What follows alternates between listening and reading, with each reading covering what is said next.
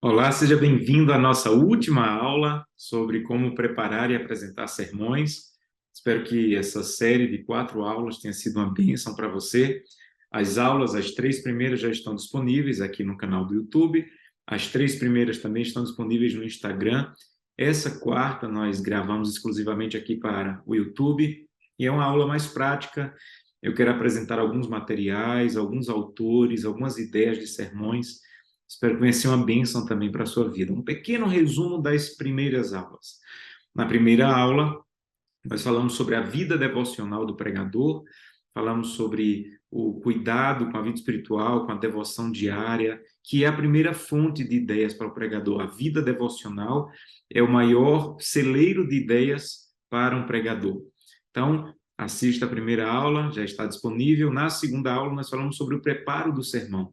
Como escrever o esboço do sermão, como escrever a introdução, a conclusão, como escrever as ideias que você foi reunindo, como organizar as ideias, como separar ideias para que o sermão não fique longo demais, também está disponível.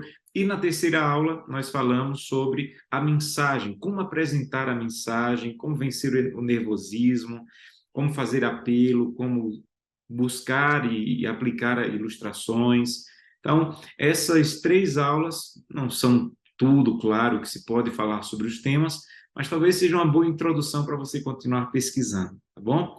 Que Deus abençoe, que você possa continuar estudando e crescendo nessa área da pregação. Antes de entrarmos no tema de hoje, eu quero convidá-lo a fazer uma oração. Vamos orar? Querido e eterno Deus, muito obrigado. Para mim foi um privilégio ter tido a oportunidade de apresentar essas aulas. Te peço que, de maneira muito clara, tenha sido útil para as pessoas que querem começar ou que querem melhorar a sua exposição da palavra.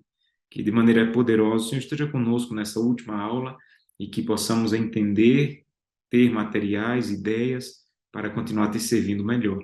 É o que te peço, em nome de Jesus. Amém. Muito bem, como eu anunciei, essa essa quarta aula, ela teria um caráter mais prático, com ideias, com livros, com autores. Estou aqui do meu lado com uma pilha enorme de livros. Eu queria ir apresentando para vocês os autores que eu mais leio e como eu vou tirando as ideias, tá?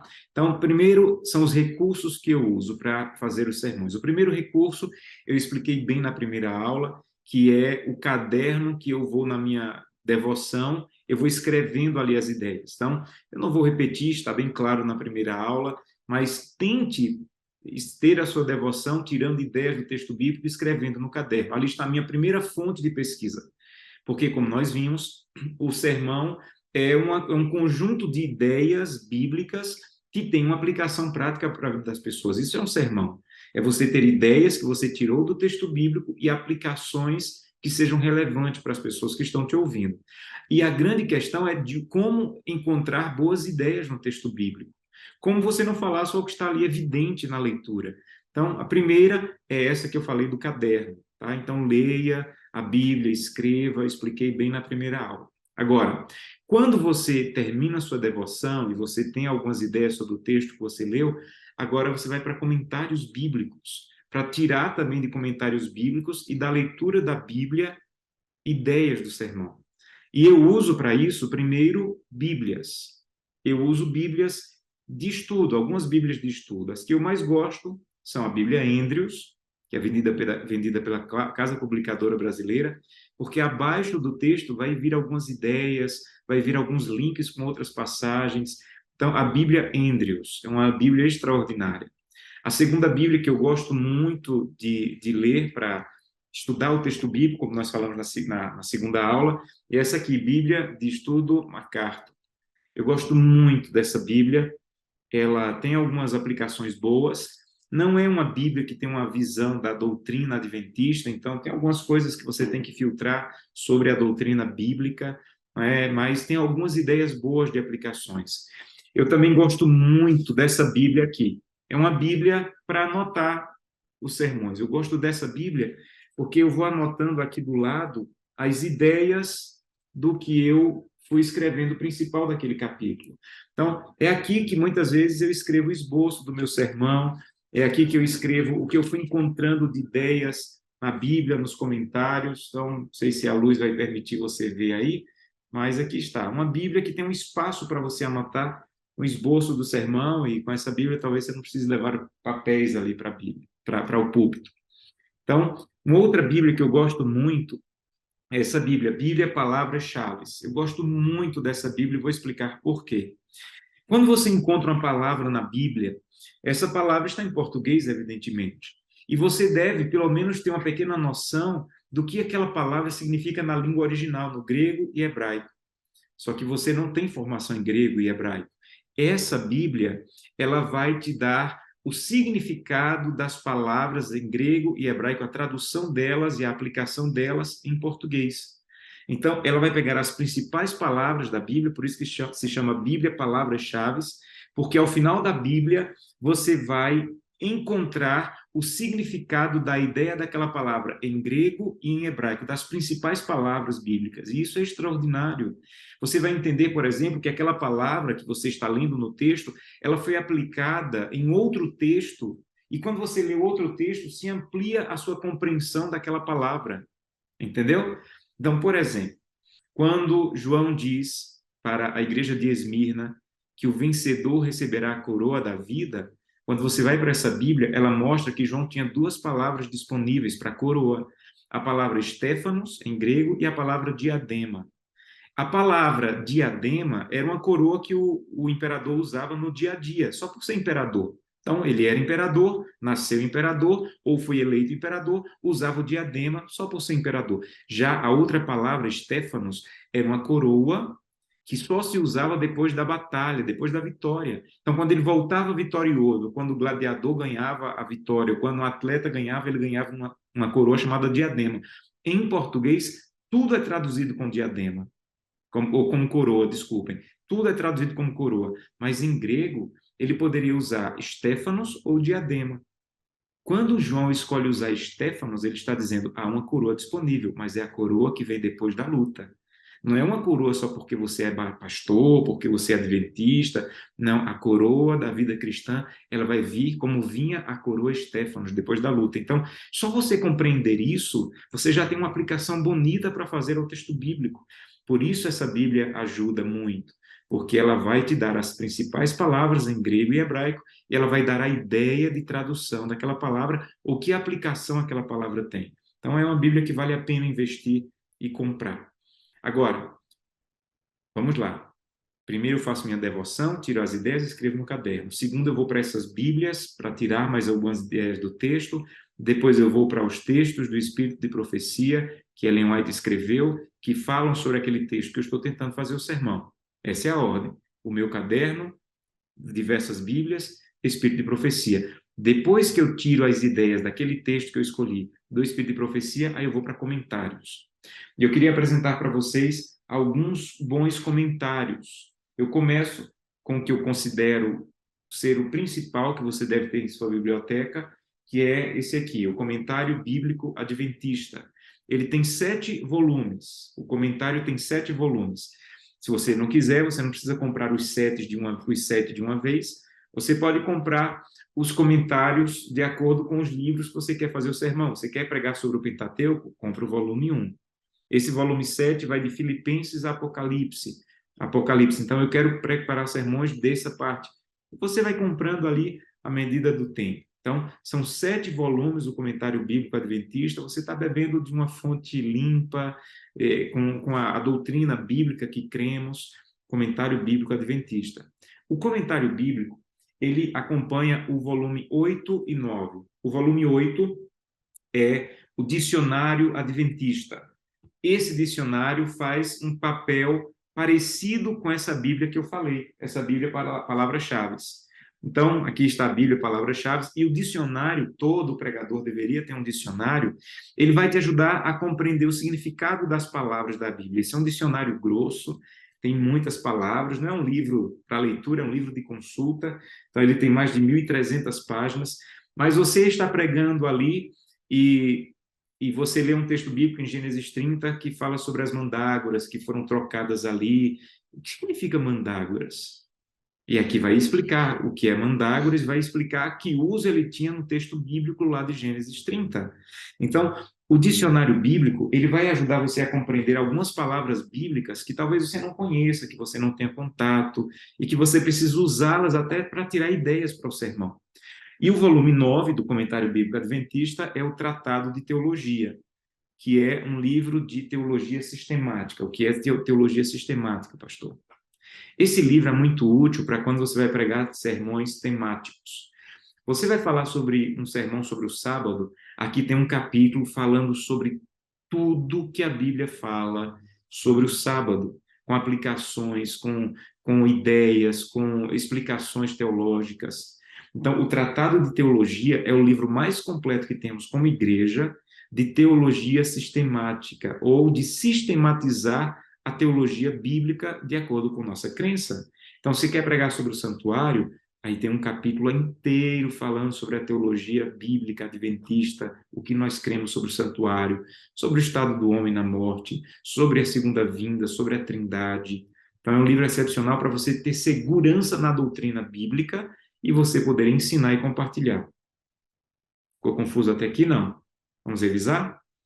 Você vai estudar devocionalmente a Bíblia, escrever as ideias, depois você vai pegar as ideias que você tirou da Bíblia e agora vai ler Bíblias diversas para comparar texto, para ver versões de Bíblia, para ver os comentários das Bíblias. Depois você vai para o Espírito de Profecia, tirar ideias que o Espírito de Profecia fala sobre aquele texto.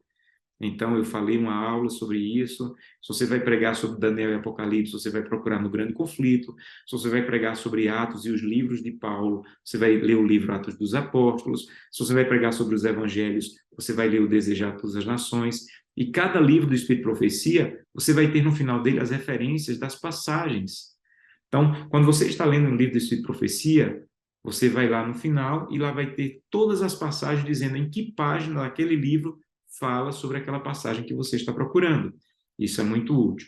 Quando eu termino de estudar o Espírito de Profecia sobre aquele texto, aí eu vou para comentários. E eu quero apresentar para vocês os comentários, o primeiro, o Adventista, e outros comentários que eu gosto de ler, que não são adventistas, por isso você primeiro tem que ter segurança na doutrina, porque você não pode pegar desses comentários tudo, porque eles misturam, às vezes, teologia da prosperidade, a ideia de que o milênio vai acontecer antes da volta de Cristo, de que os mortos estão na glória. Então, algumas diferenças teológicas você vai encontrar dependendo da passagem que você está estudando, mas, no geral, são bons comentários que têm boas ideias.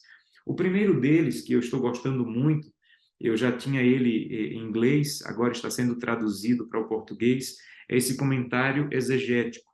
Esse comentário está sendo traduzido pela editora Vida Nova. Se eu não me engano, eu já tenho 6 volumes, estão traduzindo aos poucos, mas é um bom comentário. Eu já lia muito ele em inglês e agora em português está mais acessível. Um outro comentário que eu gosto muito, muito mesmo, é esse aqui do John Stott. Então, eu tenho todos os livros, ele não escreveu sobre toda a Bíblia, mas eu tenho todos os livros que ele escreveu do comentário, excepcional esse comentário. Um outro que eu tenho apenas em PDF, está disponível gratuitamente na internet, é de um autor chamado William Barclay. William Barclay. Você coloca também só do Novo Testamento, não do Antigo, mas é um comentário histórico, tem ideias, tem aplicações, tem histórias, muito bom, William Barclay.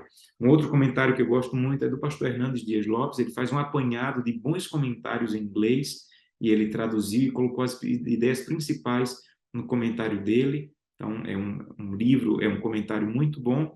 Eu não tenho ainda toda a coleção, porque eu vou comprando à medida que eu vou fazendo sermões naqueles livros, mas é um comentário muito bom. Um outro comentário que, para mim, não é um dos melhores, mas que tem algumas ideias, ilustrações, o do N.T. Wright, é um comentário que está sendo traduzido agora, e tem algumas, não é um dos melhores, não é um dos que mais me atrai, mas tem algumas boas ilustrações, algumas boas ideias. Muita gente gosta desse comentário aqui, apesar de também não ser um dos meus preferidos, é Warren Wiersbe. Ele é um comentário que tem algumas boas aplicações, mas algumas vezes eu acho um pouco vago, mas eu tenho, sempre consulto também. E um que é pesada a leitura, mas também tem boas aplicações, é o do Champlin, R.N. Champlin. Também é um comentário que eu sempre olho, é exaustivo, às vezes tem muitos detalhes do texto bíblico, dos originais, mas você vai pegando a parte de aplicação e vai tendo algumas boas ideias. Ele tem Antigo e Novo Testamento. Então, estes são os principais comentários que eu leio. Pastor, é muita coisa. Eu estou te apresentando todos, você não precisa ter todos. Pastor, eu começo por onde? Comece pelo comentário bíblico adventista e, se você vai estudar o Novo Testamento, pelo de William Barclay, que está disponível gratuitamente na internet, e pelo de John Stott, tá? Eu começaria por aí. Depois você pode seguir para o de Hernandes Dias Lopes e esses outros aí você vai escolhendo a sequência, tá bom? Mas comece pelo comentário bíblico adventista, pelo de William Barclay, você vai ter um bom comentário. Pastor, muito bem. Então agora eu vou tirar ideias dos comentários bíblicos. Agora, a mente de um pregador, ela deve estar cheia de boa leitura. E quando eu estou lendo os livros, desses livros que eu leio, também saem boas ideias para sermões. E eu queria apresentar para vocês os principais autores, os que eu mais leio, tá? Para tirar ideias, ilustrações. A primeira coisa que eu mais leio são as meditações matinais. Todos os anos eu leio 2 meditações.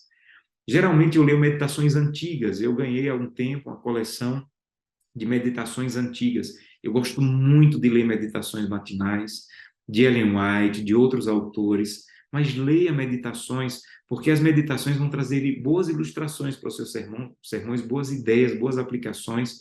Então, esse ano, eu estou lendo a meditação de Martinho Lutero, uma compilação de textos dele, 365. Estou lendo essa aqui em espanhol, muito boa, é feita por nossa casa editora da Argentina, a ACES, sobre psicologia, sobre vida emocional, é muito boa, tem muitas boas ilustrações. É daqui que eu tiro algumas das ilustrações que eu uso, das meditações. Eu leio meditações antigas, releio sempre meditações. Uma outra fonte que eu tiro muitas ideias para sermão é a lição da Escola Sabatina. Todo pregador deveria ler e ler bem, mesmo que você não seja professor, leia a lição como se você fosse, estude a lição como se você fosse professor. Porque muitos dos sermões que eu prego, eu tirei de ideias que eu tirei do estudo da lição. Então, estude a lição. E alguns autores adventistas que eu gosto muito, um deles principais é esse, Clifford Goldstein. A Casa Publicadora está traduzindo vários livros dele. Esse aqui é um dos melhores, 1844. Excepcional esse livro, mas todo livro que você conseguir desse pastor, leia. Ele é o que produz a lição da Escola Sabatina. Então, ele é o responsável por todas as lições da Escola Sabatina. Mas é um escritor excepcional. Um outro que eu leio tudo que esse pastor escreve é o George Knight. Tudo que o pastor George Knight escreve, eu leio, porque, para mim, ele é um dos melhores pregadores que nós temos como igreja. Eu gosto muito dos sermões do pastor George Knight. O pastor Dwight Nelson, para mim, é o principal pregador que nós temos da igreja adventista hoje. Então, eu assisto os sermões do pastor Dwight Nelson e leio muitos livros dele. Ele não tem muitos livros, mas os que ele tem eu leio. O pastor Dwight Nelson, vale a pena também escutar sermões dele. Estão em inglês, mas você até pode colocar ali para traduzir no YouTube, já tem aquela função de colocar a legenda para você acompanhar os sermões. Esse outro aqui é excepcional, pastor Jacques Ducan. Leia tudo que esse homem escreveu. Se tiver oportunidade, assista os sermões dele. Tem ideias muito profundas do texto bíblico. Pastor Bullion, não é? Esse aqui é um livro em espanhol que saiu há alguns meses do pastor Bullion, mas tudo do pastor Bullion eu leio também, pela admiração que eu tenho não apenas pela pessoa dele, mas pela pregação dele. Um outro autor que eu leio tudo, Maurice Vender. O que você puder ler desse autor também leia. É um autor adventista que fala sobre justificação pela fé como poucos. Esse autor também está sendo traduzido agora, algumas coisas dele para o português. É o pastor Ron Closer. É excepcional também os livros dele, os sermões dele também, vale a pena assistir.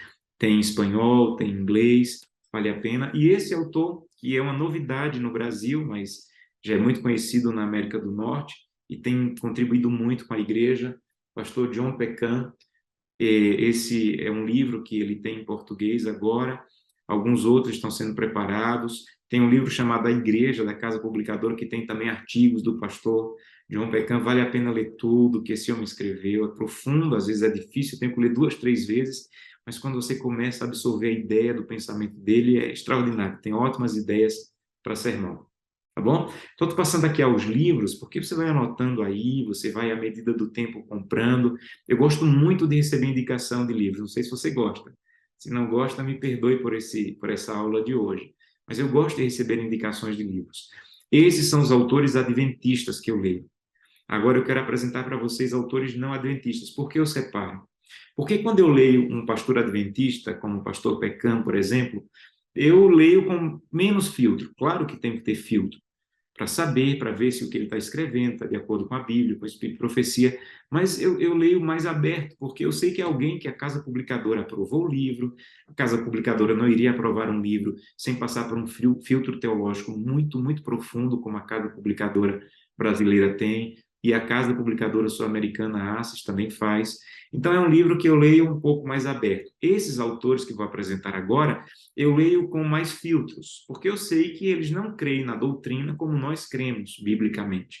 Então, eu tenho mais cuidado ao ler, e eu não apresento todas as ideias deles no púlpito, porque eu sei que algumas coisas que eles falam é completamente diferente do que nós cremos. De todos os autores, o que eu mais admiro é John Stott. Então, que você imaginar de John Stott, eu já li, gosto demais do pastor John Stott. Eu orava por ele, ele faleceu há um tempo, mas eu orei muito tempo por ele. E interessante que o pastor John Stott é um homem muito sincero, um homem poderoso na palavra. E um dia ele chegou à conclusão, ao estudar a Bíblia, de que o inferno não era como ele havia pregado toda a vida. E ele escreveu e admitiu: olha, eu abro mão do que eu criei sobre o inferno. Não é um lugar literal em que as pessoas vão queimar eternamente. Isso, para mim, fez admirar mais ainda o pastor John Stott, pela humildade dele de reconhecer um aspecto bíblico que ele descobriu. Como ele dizia, né, a luz da verdade brilhou com mais força. Então, eu gosto muito dos livros do John Stott. Agora, uma dica de como eu faço com as minhas leituras. Primeiro, eu risco muito o livro. Risco muito. Mas no índice, quando eu leio um livro, no índice, eu escrevo aqui no índice sobre o que é cada capítulo. Então, todo livro que eu leio, no índice, eu escrevo assim: esse capítulo tem um bom sermão sobre a Bíblia. Esse capítulo tem uma boa meditação sobre a oração. Esse capítulo tem um bom sermão sobre a volta de Jesus. Então, quando eu vou fazer um sermão sobre Bíblia, por exemplo, eu vou nesses livros, aqui no índice, eu não preciso procurar página por página, no índice eu já sei quais temas aquele livro pode ajudar no meu sermão. Aí ali tem ilustrações, tem frases, tem ideias. Então, isso facilita muito a minha vida. Quando eu estou lendo, eu termino de ler o capítulo, eu já volto para o índice e escrevo: esse capítulo não tem nada, esse capítulo não aproveitei nada, esse capítulo tem uma ilustração sobre tal coisa. Eu brinco com minha esposa dizendo que tem livros que eu compro e que só salvou uma ilustração, mas a ilustração é tão boa que pagou o valor do livro. Então, é uma maneira de facilitar encontrar. Um outro autor não adventista que eu gosto muito é Philip Yancey. Gosto muito dos livros de Philip Yancey. Não li todos, mas já li uma boa quantidade. Um outro autor que eu leio muito, Charles Spurgeon. Saiu agora no Brasil essa coleção, uma coleção com sermões e esboços de sermões de Charles Spurgeon. Também tem boas ideias aí. Martin Lloyd Jones é um outro autor que eu gosto de ler, é uma leitura às vezes um pouco cansativa e difícil, mas ele tem boas ideias também para sermões. Charles Swindoll é um outro autor, essa coleção aqui de biografia, eu li toda ela e é um autor que eu gosto muito, admiro muito. A.W. Tozer é um outro autor que eu também gosto muito de ler, A.W. Tozer. Timothy Keller é um outro autor bem contemporâneo aí, que eu também gosto muito de ler. Brennan Manning, outro autor, também todos os livros desse homem eu já li em português e sempre cresço muito com a leitura de Brennan Manning. Leonard Ravenhill é um autor também poderoso, gosto demais dos escritos do Ravenhill e tenho lido muitos livros dele. E Dwight Moody foi um pregador excepcional, um dos pregadores que eu mais admiro, os seus sermões, e tem livros também. Ele escreveu pouco também, mas os livros que você conseguir ler desse homem, Dwight Moody, são bons livros que podem te ajudar a ter ideias aí para sermões. Então, esses são os autores que eu leio, porque a leitura, ela termina enchendo a mente de coisas que são úteis até na hora do sermão que não estavam no esboço. Quantas vezes já aconteceu comigo de eu estar pregando e vi na minha mente uma história de um desses livros que eu li, e na hora o Espírito Santo como que conduz, aquela história não estava no esboço, mas eu lembrei na hora ali, ou uma ideia adicional para o que eu havia escrito no sermão, que é de um autor. Então, sempre que alguém diz assim, pastor, posso copiar o seu sermão? Eu digo, pode copiar porque eu já copiei de alguém.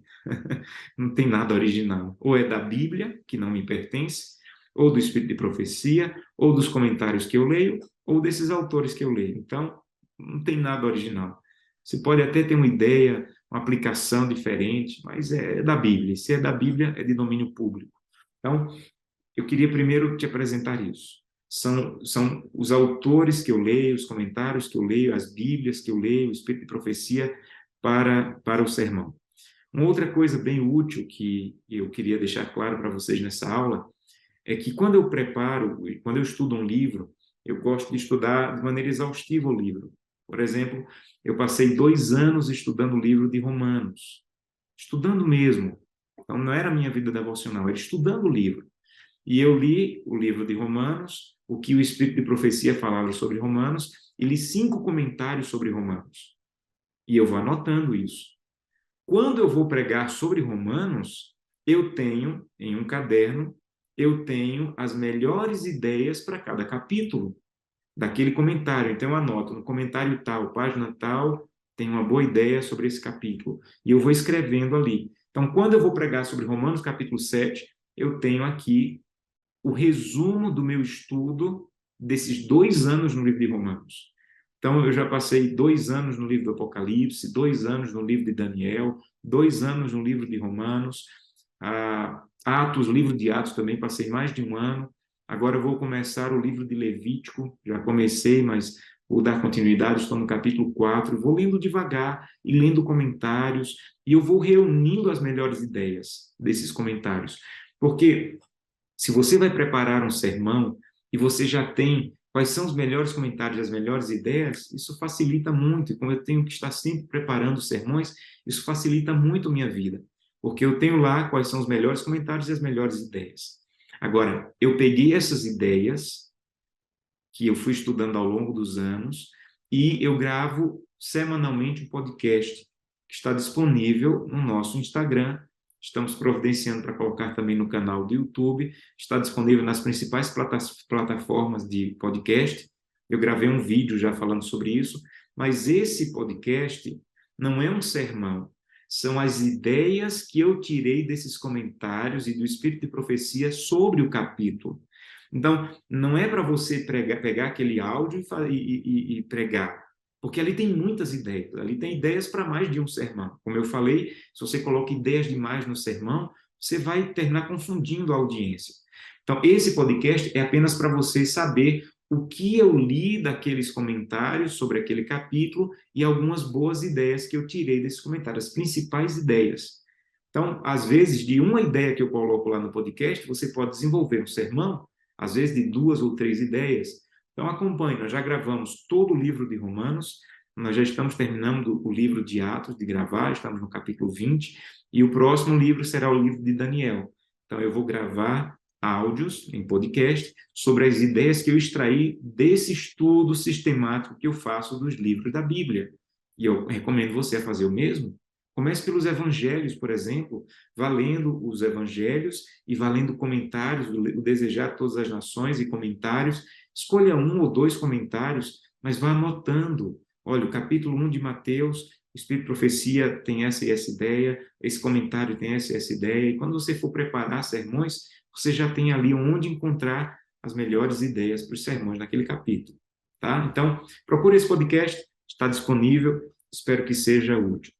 Um resumo que eu poderia dar dessa primeira parte da aula é: leia menos, produza mais. Vou repetir. leia menos e produza mais. Há pessoas que dizem, pastor, eu li 15 livros. Eu pergunto, o que você produziu com esses 15 livros? Não, eu só gosto de ler. Ok, eu concordo, leia 15, 20 livros. Mas se você é um pregador, você não tem só que ler, você tem que produzir. Porque se eu termino de ler, por exemplo, esse livro, e eu não produzo nada, nenhuma ideia, não escrevo uma mensagem, esse livro vai se perder aqui na biblioteca e eu nem vou lembrar que um dia eu li esse livro. Então, quando eu termino de ler os livros, como eu disse, eu coloco no índice sobre o que trata aquele capítulo e já produzo um esboço de sermão, uma meditação, alguma coisa, para que aquela leitura que eu fiz se torne útil de alguma maneira. E aí eu mostrei para vocês a minha pasta, que tem vários sermões ali, a sementeira de sermões. Então, sermões sobre família. Aí eu li esse livro, tem um bom sermão aqui, exatamente nesse livro tem um bom sermão sobre a terceira idade. Então, outro dia me chamaram para pregar um sermão para o Ministério da Terceira Idade, uma igreja. E eu lembrei, olha, eu li um livro e lá na minha pasta tem as ideias desse capítulo. Eu pego a pasta, pego o que eu anotei ali, volto aqui no livro. Então, você tem que ter, de maneira organizada, a produção do que você lê. Porque às vezes a gente lê muito, produz pouco e se perde. Você não anotou, você não sabe onde leu, você até lembra que leu alguma coisa sobre isso, mas não sabe em que livro. Então, tente organizar de maneira que você saiba onde leu, onde está o conteúdo que você leu. Uma outra parte dessa aula, que eu queria dar para vocês, dividir essa aula em 3 partes. A outra parte dessa aula é para muitos que estão me perguntando sobre como apresentar temas de mordomia cristã. E eu queria apresentar aqui para vocês um PowerPoint, eu imagino que está aparecendo aí na tela, como apresentar temas de mordomia cristã. Algumas coisas que são importantes para apresentar temas de mordomia cristã. O primeiro é, não peça desculpas por ser um tema delicado. Então, há temas que nós pregamos que são temas delicados, sobre fidelidade, sobre compromisso, sobre adultério, perigo do adultério. Você não precisa pedir desculpas por ser um tema delicado, é bíblico, então pregue com autoridade. Então, olha, irmãos, eu vou pregar aqui sobre dízimos e ofertas, não leve a mal. Não, é um tema bíblico. Pregue com autoridade, porque é isso que a Bíblia nos desafia a fazer. Segundo, deixe claro sua intenção. Qual é a sua intenção ao apresentar aquele tema? A sua intenção é salvação, é transformação do caráter, de forma que a pessoa entenda que você quer o bem dela. Deixe claro que a sua intenção é ajudar, é fazer com que aquela pessoa cresça em intimidade com Deus. Terceira coisa importante ao apresentar temas difíceis, como algumas vezes é a mordomia cristã, tenha um calendário homilético equilibrado. O que é um calendário homilético? Deixa eu te explicar. Se você é um líder de mordomia cristã ou faz parte de uma equipe distrital de mordomia que tem em muitas igrejas, você não pode pregar um tema só, porque mordomia cristã não tem um tema só. Então, tem líderes de mordomia que terminam o ano só pregou sobre dízimo, mas mordomia não é apenas dízimo. Você deve pregar sobre ofertas, você deve pregar sobre a guarda do sábado, você deve pregar sobre os dons, você deve pregar sobre saúde, de forma que no final do ano os irmãos percebam que você não apresentou um tema só. A mesma coisa se você prega outros temas. Pregue temas diversos. Você vai pregar sobre um tema, depois escolha um outro tema. Tente ampliar os temas de forma que você apresente um tema amplo da Bíblia para a igreja. Quarto ponto, apresente uma causa e não uma necessidade. Isso aqui é importante. Por que você quer que as pessoas sejam fiéis? É porque a igreja está precisando ser reformada? Ou é porque o caráter da pessoa está precisando ser reformada? Essa é a causa. Eu não prego fidelidade para que a igreja tenha mais recursos. Eu prego fidelidade para que as pessoas compreendam que a fidelidade é um meio divino para transformar o caráter. Então, quando você pregar, principalmente temas de mordomia, de fidelidade, apresente a causa de transformação do caráter e não apenas uma necessidade de reforma, de mais recursos. Isso é pequeno para a grandiosidade do tema da mordomia cristã. Quinto ponto, use o argumento de Paulo à igreja de Corinto. Um dia, Paulo foi falar para a igreja de Corinto sobre fidelidade. E é interessante que era uma igreja que precisava crescer nesse assunto, era uma igreja que tinha dificuldade com a fidelidade, e Paulo poderia ter repreendido a igreja de Corinto, Paulo poderia ter sido duro com a igreja de Corinto, mas sabe o que Paulo fez? Paulo usou o exemplo da igreja de Macedônia. Então, Paulo diz assim, olha, eu quero apresentar para vocês a fidelidade da igreja de Macedônia, porque a fidelidade, a história de fidelidade gera fidelidade. Então, apresente testemunhos, apresente vida. Não fale de fidelidade só no aspecto negativo, vocês são infiéis, vocês são infiéis. Infidelidade não gera fidelidade. Vou repetir. Infidelidade não gera fidelidade, mas fidelidade gera fidelidade. Então, ao invés de acusar a igreja de ser infiel, porque a igreja não é missionária, porque a igreja não tem cuidado com o culto familiar, porque vocês não estudam a lição de escola sabatina, não faça isso. Ao invés de falar de infidelidade, procure alguém que faz o culto familiar e compartilhe a história dessa pessoa, apresente fidelidade. Você quer que a igreja faça mais culto familiar? Leve para frente no seu sermão uma família que faz o culto familiar há anos e compartilhe a ideia deles. Você quer falar de fidelidade nos dízimos e ofertas? Então compartilhe alguém que é fiel. Só tem um fiel na sua igreja, então valorize a história do fiel. E não fique como que acusando a igreja de infidelidade, porque infidelidade não gera fidelidade, mas a fidelidade gera fidelidade. Então, o argumento de Paulo para a igreja de Coríntios era: olhem para a igreja da Macedônia e sejam como eles, eram pobres, mas eram fiéis. Um outro ponto, quando você for apresentar temas de fidelidade, é espere críticas. As críticas denotam a necessidade do tema. Então, quando você fala sobre fidelidade, de vez em quando você vai ouvir uma crítica, não se preocupe, porque quando uma pessoa critica, é exatamente porque é necessidade. Se não fosse necessidade, não haveria críticas. Mas se ele é apresentado de maneira bíblica, de maneira equilibrada, sem acusação, mesmo assim uma pessoa critica, é porque precisa do tema e temos que seguir falando, não é? Mas não temos que deixar de falar de adultério porque tem adúlteros na igreja, mas para não ferir ninguém. Não, se há crítica, é porque o tema é necessário e relevante, precisa ser apresentado. Ponto 7, não desassocie a fidelidade à renovação espiritual. Então, fidelidade, gente, fidelidade, ela gera renovação espiritual e é o principal objetivo da fidelidade. Então, sempre que você falar de fidelidade, fale da renovação espiritual que gera. Olha que citação bonita do Espírito de Profecia, Conselho sobre Mordomia, página 49. A prosperidade espiritual está intimamente ligada à liberalidade cristã. Vou repetir.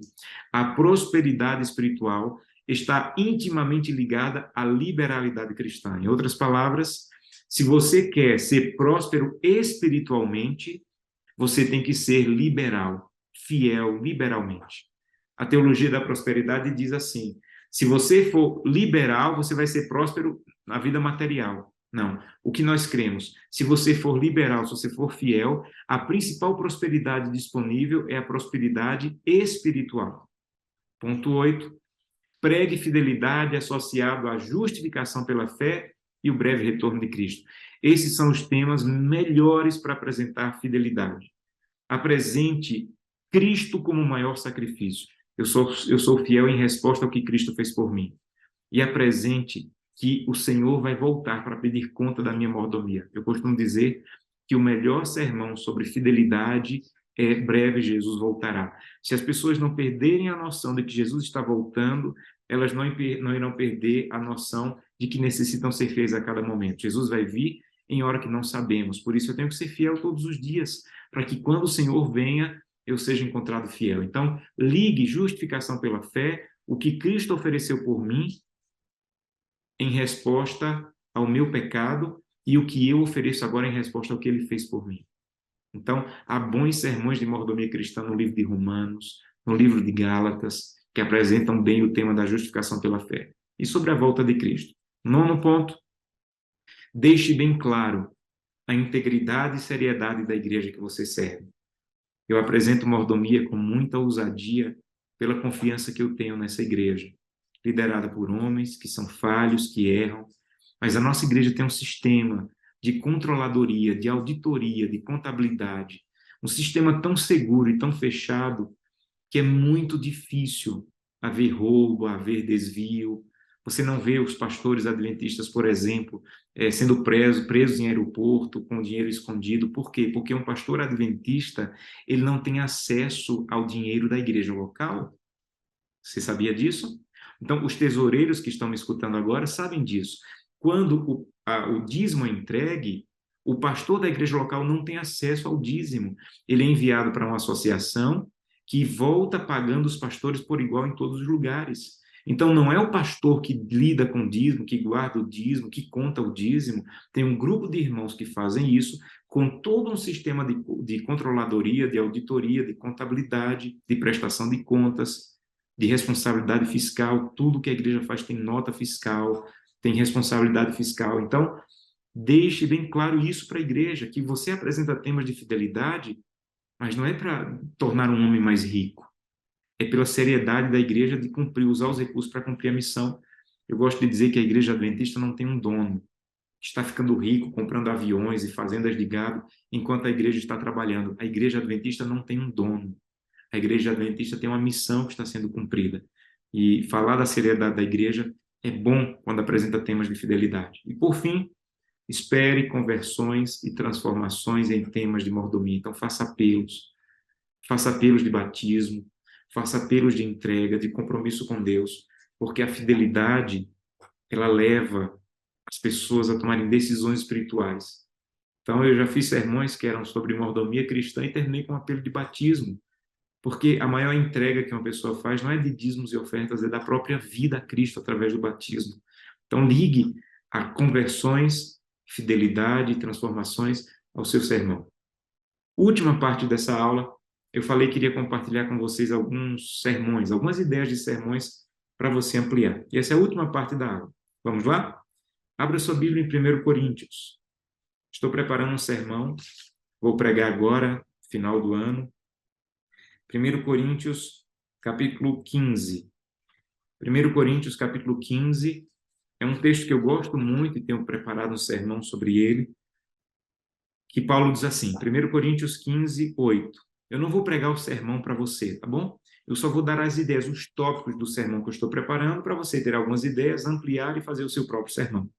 1 Coríntios 15, versos 8 em diante, diz assim, e afinal, depois de aparecer para todos, Jesus foi visto também por mim, como que um nascido fora de tempo, porque eu sou o menor dos apóstolos, que mesmo não sou digno de ser chamado de apóstolo, porque persegui a igreja de Deus. Mas pela graça de Deus eu sou o que sou. E sua graça não me foi concedida em vão. Antes trabalhei mais do que todos os outros. Todavia não eu, mas a graça de Deus comigo. O que é que eu faço nesse sermão? Primeiro, na introdução, eu falo que Paulo defendeu muito o fato de ser apóstolo, e que apóstolo é só aquela pessoa que teve um encontro físico pessoal com Cristo. Então, apóstolos não é uma pessoa que vai para uma igreja ali agora e se declara apóstolo. Não, apóstolo é alguém que caminhou com Cristo, teve um encontro físico com Cristo. Esse sim é um apóstolo. Por isso que os 12 discípulos também são apóstolos, porque tiveram um encontro físico e pessoal com Cristo. Por isso que quando Judas se matou, tiveram que escolher alguém que poderia receber o nome de apóstolo. Eles disseram, tem que ser alguém que caminhou conosco esses 3 anos e meio, que também possa ser apóstolo. E Paulo não caminhou com Cristo, no ministério de Cristo, mas ele teve um encontro pessoal com Cristo. Ele disse assim, eu também sou apóstolo, mas eu não merecia. E o meu sermão é sobre isso, sobre coisas que eu não merecia, mas a graça de Deus tem me dado. E eu vou compartilhando isso com a igreja. Olha, eu não merecia ser pastor, eu não merecia ser sóbrio, porque tem muitas pessoas que eu cresci com elas que são viciadas, e eu cresci com elas. Mas hoje eu não sou viciado, porque a graça de Deus me alcançou, e eu sou o que sou pela graça de Deus. É isso que Paulo está dizendo. Eu não merecia ser apóstolo, mas pela graça de Deus eu sou o que sou. Pela graça de Deus, eu estou casado há 18 anos, e não é porque eu sei ficar casado, é porque a graça de Deus tem me ajudado. Entendeu? Então, eu começo a pregar sobre o que eu sou que não merecia ser. Eu não merecia ter esperança de futuro, eu não merecia ter perspectiva da salvação. Então, essa é a primeira ideia do sermão. Pela graça de Deus, eu sou o que sou. Você reconhece isso, que você é o que é pela graça de Deus. Eu vou trabalhando isso no sermão com algumas ilustrações pessoais. Agora, segunda ideia do sermão. Não adianta apenas reconhecer o que a graça fez. O verdadeiro reconhecimento do que a graça fez me leva a fazer. Aí Paulo diz, e a graça de Deus não se tornou vã em minha vida.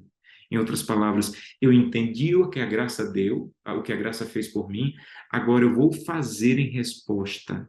E eu vou trabalhar mais do que todos os outros.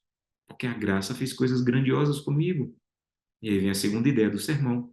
E eu vou apresentar falando que você deve trabalhar para a causa de Cristo, não é pelo elogio, não é pelo tapinha nas costas, é em reconhecimento ao que a graça fez na tua vida.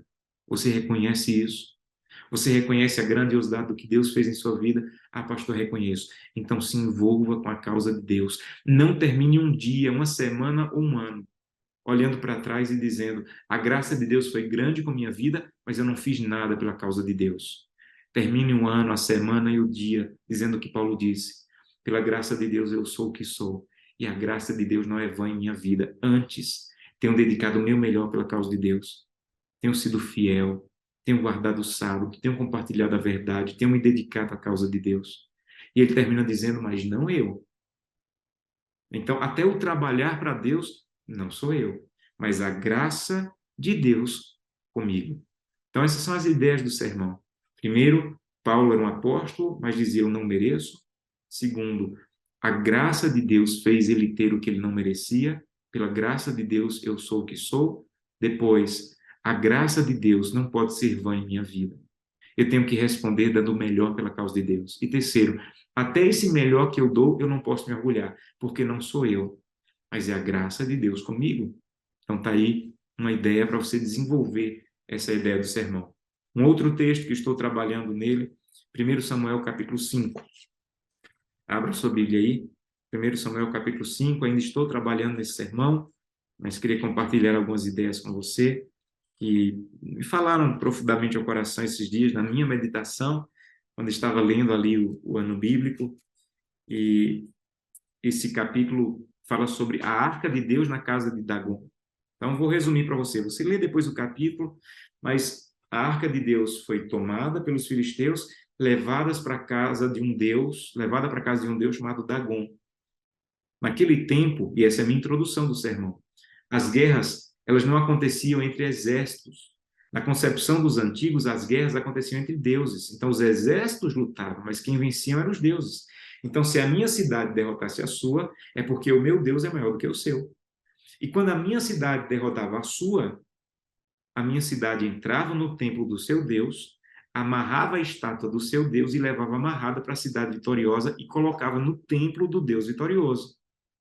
Quando os filisteus venceram os israelitas não tinham imagem de escultura.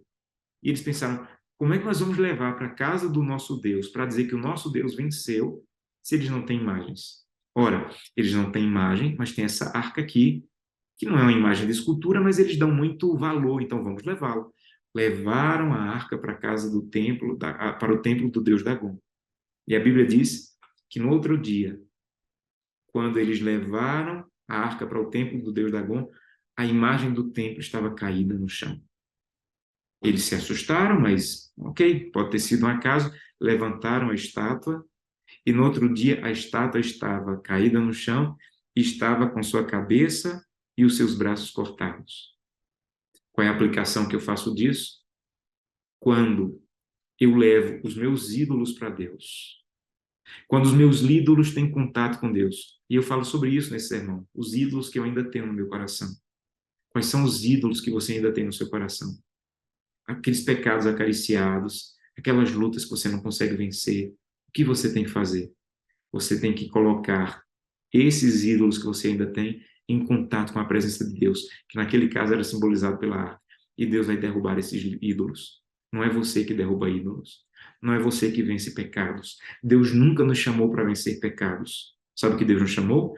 Deus nos chamou para termos contato com Ele, para que o poder dele derrube os nossos ídolos. Ah, pastor, mas Deus até derrubou, mas eu levantei de novo. Lembra? O ídolo caiu, os filisteus levantaram de novo. E às vezes é o que nós fazemos.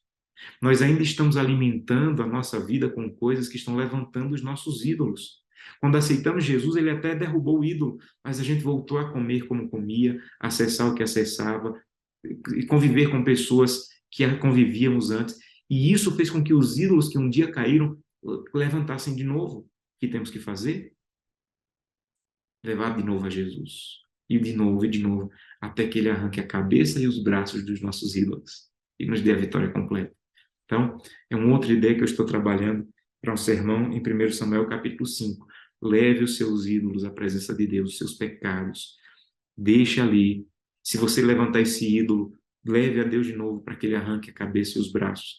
E ele vai te dar vitória.